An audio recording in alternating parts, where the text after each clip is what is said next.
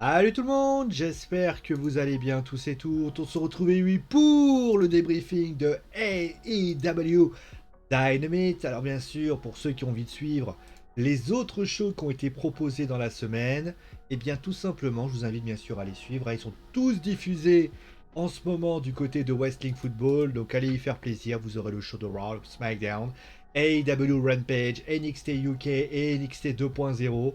Tout simplement, si vous avez aimé, si vous appréciez ce qu'il y a au niveau de la WWE ou de la AEW, tout ceci bien sûr se trouve du côté de Wrestling Football. Donc du côté eh bien, de Dynamite, qui avait lieu d'ailleurs le samedi, contrairement à d'habitude, puisque il y avait la NBA qui avait lieu notamment à ce moment-là. Donc la AEW a pris la décision de décaler le show à TNT du côté de samedi. Alors clairement, est-ce qu'on peut dire que ce changement a été une bonne décision ou est-ce qu'on peut dire que cette décision a été mauvaise par rapport à ça? Eh bien, on va tout de suite y aller dans le vif du sujet, on va pas perdre de temps et on va directement aller vers finalement le premier match de la soirée et c'était le match entre Malakai Black et Dante Martin. Dante Martin qui a perdu, mais cette défaite de comment dire de Dante Martin, elle est loin, mais très très loin d'être ridicule. En tout cas, on a vu vraiment une on va dire, rivalité entre les deux parties. C'était très très bien, c'était très fort, c'était très très intense. Dante Martin a offert quand même une sacrée rivalité, notamment. Il y a eu des moments d'ailleurs où on a même imaginé que Dante Martin allait réussir à battre Malakai Black. C'est pour dire, et franchement, moi qui ne voyais pas du tout la victoire de Malakai Black, de Dante Martin, au final, j'ai failli y douter, et c'est exactement ce qu'il faut pour la lutte professionnelle, c'est que au final, l'impossible devient possible. C'est ça en fait la lutte professionnelle, c'est qu'on se dise, alors je sais que certains vont me dire, ouais non mais attends, Sio, même d'ailleurs certains vont me dire qu'ils sont des anti-catch par excellence. Ouais, enfin c'est scripté, donc forcément vous devriez savoir qui allait gagner. Alors oui, c'est bien, petit kikou, mais sache que pour information, eh bien, ce n'est pas parce qu'on le sait à l'avance que ça veut dire que concrètement, ça ne peut pas arriver. Aux dernières nouvelles, le 1-2-3 Kid, quand il bat Razor Ramon, il y a personne qui croit en sa victoire. Voilà. Donc, vous voyez, le petit cerveau, il commence à fonctionner là. Donc, clairement, qu'est-ce qu'on peut dire finalement de ce match? Alors, tout d'abord, oui, comme j'ai dit, c'était un très bon match. Dante Martin a fait vraiment une super prestation. Et honnêtement, moi j'attends de le revoir. Alors je crois qu'il va être en équipe avec Laio Roche. Alors Laio Roche c'est quand même particulier, j'en ai pas parlé depuis quelques temps. C'est quand même le mec qui a pris sa retraite à un moment donné parce que je sais pas, il a dû prendre sa retraite. Il a décidé de revenir et a priori il va être en équipe avec Dante Martin. Je sais pas. Franchement, ça fait partie des lutteurs qui me laissent pantois. Vraiment, on sait que Laio c'est un excellent lutteur et ce qu'il propose sur le ring est assez incroyable. Pardon. Mais concrètement, je suis pas aussi. Voilà, je suis pas. Je me pose pas mal de questions sur lui, sur ce qu'il peut apporter, sur ce qu'il peut donner. Et concrètement, voilà, moi je me pose vraiment la question. Alors je dis pas que Lio Rush est un mauvais lutteur, loin de là. Il a démontré notamment à NXT qu'il avait vraiment de grandes capacités. On peut plus le voir du côté de la All Elite Wrestling, puisque la All Elite Wrestling, elle, voilà, l'a vu que lutter une seule fois, si je me souviens bien. Donc après, il a décidé de mettre fin à sa carrière, puis finalement il revient. Est-ce que c'était un choix délibéré qui s'est dit après, non, peut-être que j'ai pris une mauvaise décision? Ça, après, il faudrait voir avec lui. Mais en tout cas, ce qui est certain, c'est que c'est un lutteur qui peut apporter quelque chose à Dante Martin, quelque chose d'intéressant pour ainsi. Le second moment qu'on a pu voir, c'est bien sûr la rivalité entre Dan Lambert, ou plutôt la team Lambert contre la team Inner Cycle, qui a donc fait son retour en tant que groupe, puisque ça faisait très longtemps que les Inner Cycle ne se réunissaient plus. La raison est simple, hein, c'est que chacun avait un petit peu leur rivalité en perspective. Et Lax avait eu une rivalité, je crois, avec les FTR. Sammy Guevara était parti chercher le TNT Championship. Il restait plus finalement que Jack Hager et Chris Jericho qui traînaient dans le coin. Et la semaine dernière, l'attaque sur Sammy Guevara a entraîné peut-être une réunification avec ça, donc ça a traîné. Et là, les Lax qui reviennent. Alors, moi, sur le principe, j'ai un gros problème avec les Inner Cycle en ce moment. C'était très très bien à une certaine époque. Mais là, on a quand même le sentiment que ce clan, un peu à la manière de la Undisputed Era, ont quand même du mal à exister aujourd'hui. C'est-à-dire que là, ils ont fait une rivalité avec Dan Lambert. Ok, pourquoi pas, pourquoi pas.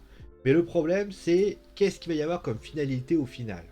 Est-ce que Sammy Guevara, au final, ne va pas être finalement un lutteur au demeurant très impressionnant? Mais est-ce que concrètement, lui, les TNT Championship, est-ce qu'il ne faudrait pas commencer peut-être à faire soit une forme d'évolution, c'est-à-dire que chacun ait récupéré une ceinture, par exemple, Chris Jericho récupérait lui le AEW Championship, Jack Hager récupérait le FTW, les deux remporteraient le AEW Championship et Sammy Guevara remporterait le TNT Championship. Ça serait quand même une, garderait à ce moment-là le TNT Championship. Parce que là, la situation, elle est ce qu'elle est. Le speech en lui-même n'est pas mauvais en soi. Il apporte quelque chose, il raconte quelque chose. C'était plus du chambrage de Chris Jericho face à Dan Lambert qui a essayé peut-être de jouer la carte de la provocation. Mais moi, mon point de vue là-dessus, c'est que ben, là où avant j'aurais été en mode ah ouais putain, là, avec notamment les Pinnacles, je me dis ah il faut remettre les Inner Cycle dans l'histoire, parce que les Inner Cycle c'est quand même assez plus impressionnant, c'est très fort. Moi je trouve ça un peu limite. Il va falloir faire quelque chose de cette équipe et commencer à voir ce qu'elle peut créer comme avenir, parce qu'aujourd'hui, l'avenir des Inner Cycle, moi je trouve qu'elles sont bouchées. Et ce serait pas étonnant de voir une dissolution des Inner Cycle avec peut-être Sammy Guevara qui pourrait se retrouver face à Chris Jericho. Ça peut être aussi une belle rivalité. L'enfant qui affronterait son père, Jack Hager qui enfin pourrait avoir une carrière solo, pour ainsi dire, et enfin les Lax qui pourraient enfin se dédouaner et se retrouver du côté du AEW Tag Team Championship. Parce qu'on peut pas les faire partir à un moment donné. Les Pinnacle, c'est un échec dans le sens où MJF a décidé de se débrouiller tout seul. Il vient quelques fois, mais ça apporte rien. Mais du côté bien de cette team, après ils ont fait une nouvelle team. Là ils sont 5, alors après ils sont 4. Il manquerait quelqu'un. Mais même s'ils se réunissaient à 5 contre 5, même pas certain que ça apporterait quelque chose et ça donnerait envie de savoir quelque chose. Voilà. Bon, en tout cas, moi, ce que j'ai aimé quand même dans ce speech, pour ainsi dire, c'est que le speech était assez rigolo. Il y avait quand même quelques petites références. Page a été chambré, et honnêtement, ça m'a fait penser un peu à Lita, qui s'est chambré un petit peu par John Cena. Franchement, c'était sympa, honnêtement, c'était cool. Mais je me pose la question de l'avenir de tout ça. Voilà. Ensuite, on a eu donc le match qui est donc les Young Bucks. Alors, pour information, il y a eu un match avec John Moxley, je ne l'ai pas compté, puisque John Moxley a pas fait grand chose contre Wheeler Utah. Et puis il y a eu donc le match, alors tous les matchs sont en désordre, hein, je précise quand même. Je précise encore une fois, même si j'ai pas besoin de le préciser maintenant, que si les images sont floues, c'est parce qu'il n'y a pas de photo AEW, voilà, c'est quand même mérite d'être clair. Pour Super Click qui a affronté donc la Dark Order, ouais, le match était sympa.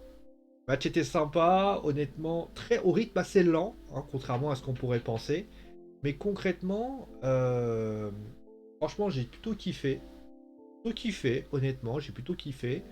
Le match était, on va dire, assez sympathique, il apportait quelque chose, il donnait envie. Alors après, il y a eu l'arrivée de Jungle Boy qui a essayé de mettre un peu le ménage. Pourquoi pas, voilà, pourquoi pas. Et j'ai envie de dire, franchement, c'était sympa. Ça donnait envie, ça donnait quelque chose, ça racontait quelque chose. Et au final, eh ben, Adam Cole qui gagne encore, qui fait le tomber. C'est très bien, voilà, ça donne quelque chose. Mais concrètement, voilà, c'était pas mal. Juste après, on a eu donc, alors j'ai fait dans le désordre, il y a eu donc juste avant le AAA Tag Team Championship match où les FTR ont battu les Lucha Brothers. Alors comment ça s'est passé? Tully Blanchard, en fait, à la fin du match, est venu pour intervenir. Dax Hartwood est venu à frapper la ceinture avec la tête de Phoenix. Et finalement, il a fait un brainbuster et ça a donc donné, eh bien, la victoire au FTR. Alors le match était particulier parce que au début, tu vois les deux lutteurs arriver en mode Mexican standoff avec notamment les gros machins. Et là, tu te dis, bon, qu'est-ce qui se passe? Qu'est-ce qui se passe? Qu'est-ce que ça va donner? Et puis au final, eh bien, ils enlèvent leur masque et on découvre donc c'est bien les FTR qui sont présents. Le match était bizarre, clairement. Alors le match était bizarre parce qu'il y avait quand même les ingrédients que j'aime beaucoup, c'est-à-dire du dynamisme, ça partait un peu dans tous les sens, ça allait à droite, à gauche, ça allait à l'extérieur, ça allait à l'intérieur. Mais on s'est contenté de faire du match et on n'a pas essayé d'osser le rythme. Voilà, c'est resté toujours très calme, très plat, sans vraiment aller vite. On s'est contenté de faire ci. Alors que l'autre match, Super Click contre Dark Order, il y avait quand même de l'accélération, il y avait quand même de l'envie. D'ailleurs, c'était plutôt un bon match, d'ailleurs, les deux tag teams. Et en fait, quand j'ai regardé le match, je me suis dit, ah, qu'est-ce que c'est que ce match? Ça va pas vite. Et puis finalement, je me suis dit, bah, c'est franchement sympa. Ça va, c'est un autre style. Ils ont proposé, voilà, que c'était un peu plus foufou, mais avec un petit peu de lenteur. Bah, j'ai envie de dire, franchement, c'était sympa. Les Lucha Brothers ont proposé une bonne prestation. Et donc finalement, moi, ça m'a plu. Franchement, ça m'a plu. Et l'intervention de Tully Blanchard est quand même bien pensée. Et donc finalement, les FTR qui gagnent. Alors, je sais que certains vont me dire, ouais, mais alors, est-ce que c'est bien qu'ils aient gagné? Bah, j'ai envie de dire que de toute façon, ça veut déjà dire que les FTR vont bientôt partir au Mexique pour la AAA. Déjà, ça, c'est la première chose. Et puis la deuxième chose qu'il faut quand même reconnaître, c'est que bah, les Lucha Brothers, bah, peut-être qu'ils ont envie de désolidariser de la AAA pour essayer de se diriger à la All Elite Wrestling, parce que je rappelle qu'ils sont quand même aussi AEW Tag Team Championship. Donc ça peut être imaginé ainsi. Oh, ça me dérange pas, dans le sens où il y a une ceinture ainsi. Bon.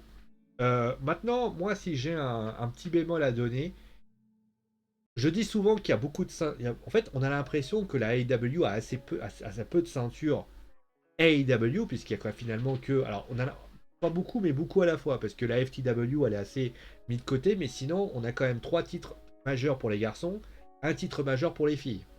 4, c'est beaucoup. Par rapport à SmackDown, qu'on aligne 3-3, 6, c'est quand même pas mal. Je rêve ceux de NXT. Et bah, finalement, le 24/7 pour les raisons que vous savez. Mais concrètement, quand on regarde. Ah oui, il y a le 7 avec le tag team. Quand tu regardes ça, tu te dis aussi, bah, évidemment, il y a le Triple A qui est là, le Impact Wrestling très dans les parages, et finalement, bon, après lui, il a un petit peu disparu, mais même pas vraiment, parce que c'est Christian Cage qui le récupère, et Christian Cage est, pour information, avec la TNA, donc AEW, avec la AEW. Voilà, donc moi, de mon point de vue, je pense que faudra voir si voilà, je dis toujours, voilà, après ils ont la capacité d'avoir des bonnes fédérations qui puissent se relier avec la NJPW, etc. C'est une technique, mais concrètement, est-ce que ça va pouvoir aussi garder l'identité? Je ne sais pas. En tout cas, moi, qu'est-ce que vous en pensez d'ailleurs de ça, justement? Dites-moi si vous êtes content de ça. Mais en tout cas, moi, je suis plutôt content de ce petit, voilà, de ce changement. Et finalement, c'est pas mal. Après ça, on a eu donc cette discussion. Donc, alors, ce qui s'est passé, c'est qu'on a en fait Cody qui vient avec Arn Anderson. Donc il va du côté de son école, donc qui est la Road Wrestling Academy. Et donc il y a ces, comment dire, ces rookies, on va dire plus ça comme ça, qui le dit voilà qu'il est en retard, il n'est pas suffisamment concentré, et il met une tarte. Et soit c'est Red Velvet, il met une tarte à Cody à ce moment-là. Il y a un match qui a lieu, enfin un sparring partner où concrètement les mecs font de l'entraînement. Donc au début, Cody réagit, etc. Et Arn Anderson est en train de lui, il peut lui dire vas-y, fais comme ça, un peu à la manière d'un coach concrètement. Et là, il se passe que il se prend un coup par, alors je sais pas qui c'était. Il se prend, alors je crois que c'est celui qu'on avait vu il y a quelques semaines. Je me souviens plus de qui il était, hein, j'ai plus de nom en tête. Et là, à ce moment-là, Arn Anderson le regarde et il commence à en avoir ras-le-bol Cody, surtout que Cody je crois qu'il saigne. Et à ce moment-là, il y a Arn Anderson qui remonte sur le ring, qui lui parle et qui lui montre justement. euh, alors on voit pas trop la photo, mais concrètement, j'ai l'impression de voir Arn Anderson avec quelqu'un de. J'ai l'impression que c'est peut-être un combat qu'il a eu lieu dans le passé. Alors j'ai pas réussi à vous donner la référence parce que j'ai pas pu voir ce que c'était. Et là, à ce moment-là, alors peut-être que j'arriverai à la voir, essayer de la trouver. C'est vrai que c'est vraiment quelque chose qui m'a vraiment turlupiné, c'est que le gars, il lui montre une photo, tu sais pas trop qui c'est. Et là, à ce moment-là, on a notre cher, que je peux vous trouver, Ouais, le mec est en train de s'amuser, ils sont en train de le malmener. Bon, il n'y a rien de ouf, tu vois. Et là, voilà, il parle notamment au fil de la star d'Hollywood, c'est vrai. Ça aussi, ils lui disent voilà, t'es une star d'Hollywood maintenant, etc. Et là, à ce moment-là, il se passe que. Pardon, je me suis glissé. Après ça, tu as Arn Anderson qui a l'air de le remonter. Et au final, on a l'air de se dire bah voilà, il y a ça, et après, quoi. C'est ça le truc. Et en fait, bah. c'est- Tu sais pas trop. Tu sais pas trop. Au début, moi, je me suis dit c'est un rêve. Le mec, il est en train de rêver. Il est en train de rêver sur le fait que le mec, il est pas foutu d'être sur un ring. Il a peur du ring. Peut être le cas, tu vois, tu peux... Un peu la manière de Rocky, souvenez-vous, Rocky, dans Rocky 3, il perd contre... Oh putain, merde, j'ai oublié. Ah, mais j'ai oublié le nom, vous allez pouvoir me retenir, hein, dans Rocky 3, il se rappelle, donc il... Concrètement, oui, je sais, je suis en train de chercher le nom, hein, j'en suis désolé. Rocky 3, avec Rocky 3, il affronte... Putain, en plus, je suis sûr que vous avez déjà deviné. Il affronte... Il affronte... Euh... Il affronte... Je vois plus. Ah, Clubber Lang, voilà, moi j'ai trouvé le nom, voilà, Clubber Lang. Il affronte donc Clubber Lang, et à ce moment-là, il se fait défoncer, et pourquoi? Parce qu'il commence à avoir le côté famous, etc., etc. Et le truc, c'est que moi, sur le principe, j'ai pas de problème à l'idée qu'il fasse ça. C'est que dans la co-construction de Cody, je trouve que c'est parfois un petit peu... Comment dire? Je trouve que c'est un petit peu bordélique, en fait. C'est un petit peu bordélique, pourquoi? Parce que, regardez, prenons cette scène et essayons de l'analyser. On a finalement un Anderson qui reprocherait à Cody, un peu la manière d'un Mickey Godmill qui reprocherait à Rocky Balboa, de dire écoute, t'as fait une erreur, t'es devenu un riche. Sauf que le problème, c'est que dans l'idée, ça n'apporte rien. Enfin, ça n'est pas, on va dire, logique. Pourquoi? Qu'est-ce qui se passe avec Mickey? Mickey, qui est donc a priori le statut d'un Anderson, on va dire Clubberlang lui dit, ben, à un moment donné, c'est quoi mec, tu vas, je vais te buter, et t'as Rocky qui lui dit si tu veux, je te prends quand tu veux. Et à ce moment-là, on a Mickey qui lui dit non, non, il n'y aura pas de combat. Et il se passe que pendant le moment, donc tu as Clubber qui le bat, qui fait son séance d'entraînement, et tu as Mickey qui arrive et qui finalement lui dit, bah, d'avertir Rocky en lui disant, voilà, bah écoute, si ça se passe pas, il se prend une patate il se fait défoncer, et là, il y a Apollo Creed qui arrive et qui essaye de le motiver en lui donnant concrètement on appelle l'œil du tigre. Il finit par le retrouver grâce à sa compagne Adriane, qui lui redonne cette motivation, et au final, il arrive au final à devenir le gagnant, etc. etc. D'ailleurs, c'était la réalité par rapport à ça. Alors, concrètement, cette scène, telle que je l'ai vue là, moi, j'ai envie de dire, on aurait pu imaginer une défaite lourde. On sait que, il y a quelques mois, je crois il y a 2 mois et demi, il y a Cody qui avait perdu, qui avait pensé à mettre fin à sa carrière. Il est revenu, on va dire, il a réaffronté Malakai Black, qu'il a à nouveau perdu, et au final, il y a 1, 2, 3, rideau. Il refait un match par équipe, et au final, il réussit à gagner, mais Arn Anderson n'est pas content de lui, et il lui dit voilà que c'est un perdant, etc., etc. Et au final, la semaine dernière, je crois que c'est la semaine dernière, il lui demande d'enlever sa cravate et de la brûler. Et là, on se retrouve avec ça aujourd'hui. Ce qui me gêne dans cette histoire, c'est qu'il n'y a pas de réel fil conducteur. Si le mec était, comme qui dirait, hollywoodien, c'est-à-dire qu'il se prend pour un mec d'Hollywood, un mec qui se prend pour une star, moi j'aurais trouvé intéressant qu'on voit ce côté star. C'est qu'à un moment donné, Malaika. Voilà. Ou alors j'aurais voulu que le mec, il était tellement famous, star, le mec, il est supérieur. Kenny Omega, par exemple. Kenny Omega, en ce moment, il gagne tous les matchs, il fait tout. Ou John Moxley, enfin, un Luther Face, Roman Reigns, par exemple. Roman Reigns, en ce moment, ou qui c'est que je peux citer c'est qu'il n'y a pas de Luther Face aujourd'hui, WWE Champion, qui sont avec ce qui se passe. Mais prenons un exemple. Un lutteur qui, pour ainsi dire, est tellement puissant qu'il gagne tous ses matchs. Le mec, à chaque fois qu'il vient, le mec, il démolit ses adversaires et il gagne à chaque fois. Le mec, il est champion, tranquille, peinard, etc. Sauf que, tenez bien. Un jour, il rencontre, je sais pas, un lutteur qu'il connaît pas, Malakai Black, par demeurant. Et Malakai Black, au départ, il va le voir et il le défonce. Défonce le champion. Et à ce moment-là, ça aurait pu être le moment où il a lutté. Il a peur. Et moi, ce qui m'a étonné, c'est qu'on se dise pas. Là, on fait un Anderson qui lui dit bah écoute, maintenant machin, tu te rends compte de ce que tu as fait. La semaine prochaine, il y aura un match entre Malakai Black et Cody. Mais en fait, je vois pas en les yeux de Cody le moment où il se dit là, il faut que j'arrête d'être un con, il faut que je m'entraîne un peu plus durement et que j'ai l'œil du tigre. Je le sens pas en fait. C'est-à-dire que, prenons un exemple. Quand Rocky parle avec Adrienne et qu'elle arrive à lui sortir les tripes pour lui dire exactement ce qui va pas, et ben Cody à ce moment-là, enfin Rocky à ce moment-là réalise son truc et il se dit je vais bosser comme un dingue et je vais réussir à gagner. Le problème de la part de Cody, c'est que là, à aucun moment, là, il lui montre une image, une manière de dire, t'as vu, j'ai montré ça, etc. On a tous, voilà, ce traumatisme, etc., etc. Il faut que tu passes au-dessus, etc. Sauf que quel est le rapport avec Hollywood? Quel est le rapport avec Hollywood? C'est-à-dire que au début de la séquence, tu as des élèves de Alan Anderson, a priori, ou de Cody, ou d'Austin, en tout cas, qui le considèrent comme un mec embourgeoisé. Et concrètement, alors après, il met une patate à truc, mais à aucun moment il y a ça. Et puis, dernier point, moi je pense que s'il y avait une personne qui aurait dû. À un moment donné, moi ce que j'aurais fait plusieurs séquences. Pourquoi faut leur faire un match à Malakai Black demain?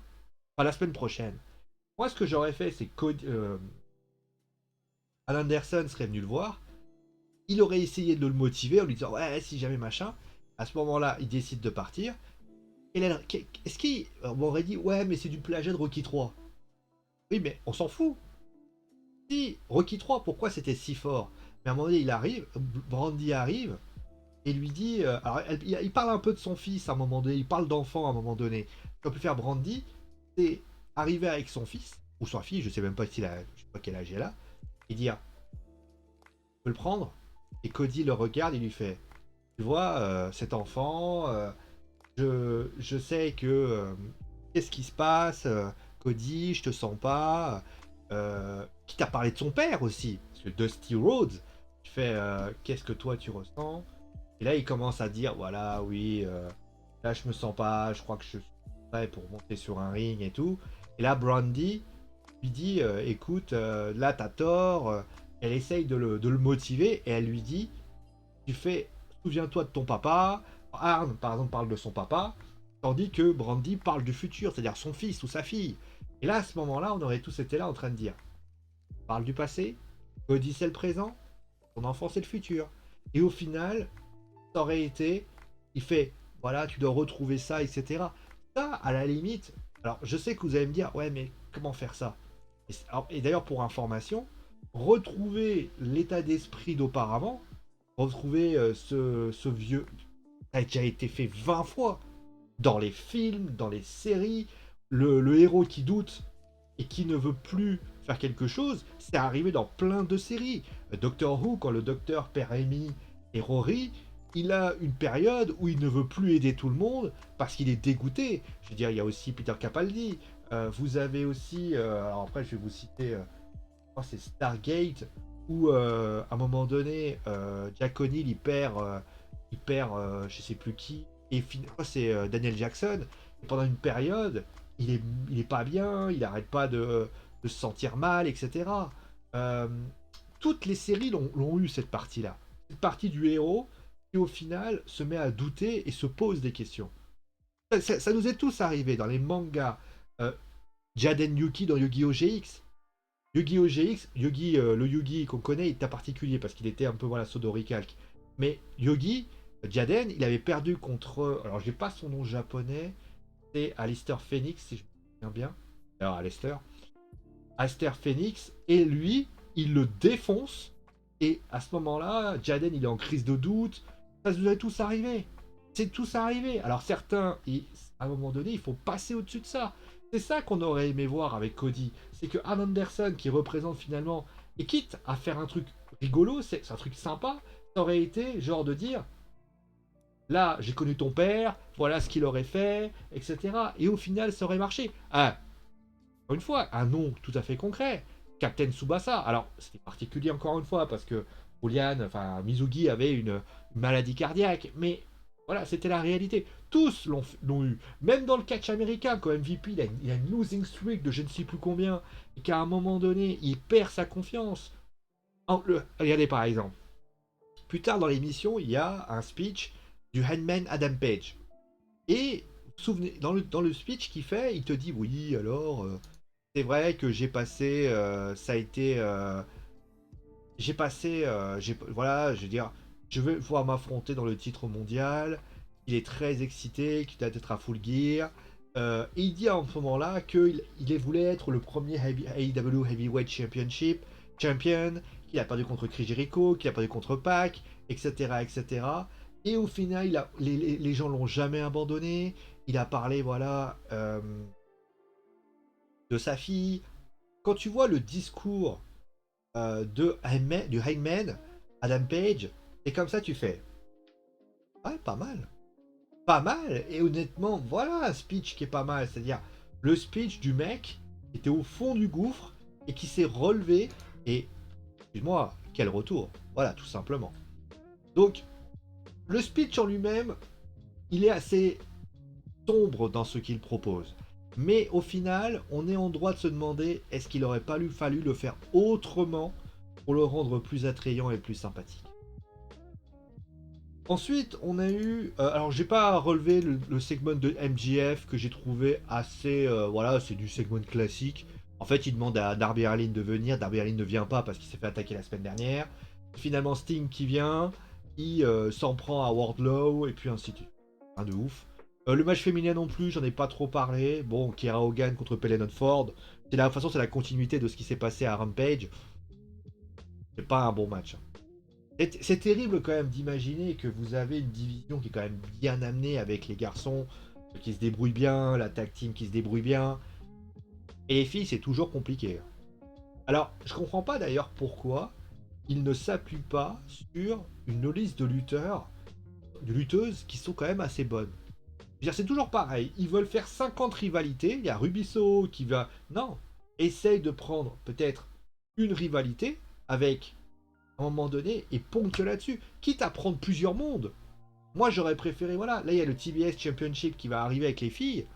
Moi, je vous souhaite bien du courage pour essayer de la builder, parce qu'il n'y a pas de filles over. C'est dommage, parce qu'il y a quand même des choses intéressantes. Et donc, on va terminer avec le match entre Bobby Fish et Bryan Danielson. Bon match, très stiff d'ailleurs, un très stiff match, beaucoup très. On avait l'impression d'avoir William Regal sur le ring. Franchement sympa. Moi, il m'a plu. J'ai trouvé ça très sympa. Par contre, ça fait deuxième défaite de Bobby Fish quand même. Ça commence à faire beaucoup.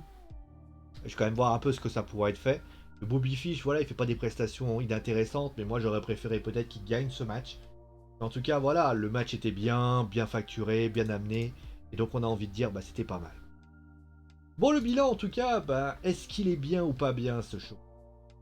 Bah, le show est bon. En termes de match, j'ai pas grand. À part le match féminin, en termes de match, tous les matchs ont envie d'être savourés. Dire John Moxley était un peu court, c'est vrai, mais tous les matchs ont envie d'être savourés. Prenez les deux tag teams, ils sont bons. Prenez le opener, il est très bon. Prenez le main event, il est bon. Prenez finalement tout est bien amené. Les segments en général sont plutôt intéressants. Le Handman Adam Page est plutôt intéressant. MJF, même si c'est du redondant, MJF comme il le fait très bien, c'est important, ça donne envie. Les NS Cycle contre la team Lambert, c'était pas mal, franchement, c'était cool. Franchement, j'ai trouvé ça sympa, même si je reste intimement persuadé qu'à force de mettre du NS Cycle à tout va, et pour ainsi dire, on va dénaturer cette équipe, elle sera pas bonne. Mais le problème, c'est que en termes de qualité ponctuelle, c'est bon, mais en termes de qualité storyline, il y a des choses à travailler. Prenons le cas d'Ian Cycle contre la team Lambert. C'est bon, le speech est bon, mais on voit pas où est-ce qu'ils veulent l'emmener. Le cas le plus concret reste Cody Rhodes et Ann Anderson. Tout au long du segment, je me suis demandé qu'est-ce qu'ils veulent faire? Où est-ce qu'ils veulent en venir? Est-ce qu'il y a quelque chose qu'ils sont en train de m'expliquer? Pourquoi ils sont... Moi, j'ai pas compris. Alors après, peut-être que la raison pour laquelle il veut faire ça, c'est de pouvoir provoquer, mais il n'y a rien qui est bien fait. Là, j'ai passé 5-10 minutes à essayer d'expliquer pourquoi Cody et Arn ont un mauvais segment. Ça ne veut pas dire qu'il est mauvais en tant que tel, mais que en termes de construction, ça ne suffit pas. Ça ne raconte pas suffisamment de choses. Et je ne comprends toujours pas où il veut en venir. Alors, la semaine prochaine, il va affronter Malakai Black. S'il perd encore, on fait quoi? Vous voyez ce que je veux dire? Honnêtement, moi j'ai pas compris. Malakai Black d'ailleurs a même pas eu de discussion par rapport à Cody. Qui vous dit que Malakai Black va pas dire non c'est bon, j'ai plus envie de t'affronter? Moi j'aurais trouvé ça rigolo, c'est que Malakai, à un moment donné, Cody dit voilà, revient dans le ring à un moment donné, dit voilà, maintenant je suis motivé. Malakai il arrive, il fait oh tu veux que je t'affronte? Tu sais qu'il t'es battu 2 fois. Hein. À un moment donné, t'es nul, hein, tu sais plus à rien. Voilà. Bon, on va s'arrêter là pour aujourd'hui. Bon, show intéressant, mais qui manque encore une fois de construction. C'est un peu le défaut de la All Elite Wrestling, c'est qu'ils savent faire des bonnes storylines, il y a The Cycle contre les Pinnacle, etc. Mais au final, ils s'intéressent vraiment au match, et parfois, la storyline a du mal à avancer et ont du mal à savoir où ils veulent en venir. Alors, c'est bien des fois de garder du mystère, mais attention à ce que le mystère te pète pas à la tronche. Prenons le cas par exemple d'Adam Cole, j'ai toujours pas compris qu'est-ce qu'il foutait là. Il fait des matchs comme ci comme ça, mais pour ainsi dire, c'est comme CM Punk, hein, c'est ce que j'ai dit là hier. CM Punk, c'est un lutteur extraordinaire, j'ai toujours pas compris pourquoi il était là. Au début, tu comprends qu'il va affronter Darby Allin, ok, pourquoi pas. Regardez par exemple, mais MJF contre Darby. Là, il y a Sting qui arrive, d'accord. Darby, on parlait justement d'un système psychologique sur le fait que le mec va le briser mentalement, c'est ce qu'il avait été d'expliquer. Au final, il n'est pas brisé mentalement, plutôt c'est physiquement. Voilà. Ça manque un peu de construction, il faut peut-être travailler dessus. Portez-vous bien en tout cas, merci bien sûr à me dire ce que vous avez pensé de la vidéo. On va se retrouver bien sûr ce soir, d'ailleurs pour les photos, à partir de 23h30 pour la débriefing du match entre Marseille et Lorient. Demain, rappelez-vous, 21h, vous aurez du Twitch. Je serai en stream sur Twitch. Ça sera sur The Lone Dark. On va avancer un petit peu, également un petit peu. Moi en tout cas, je vous souhaite bien sûr une très très bonne soirée. Portez-vous bien. C'est pas ce que j'ai dit, mes amis.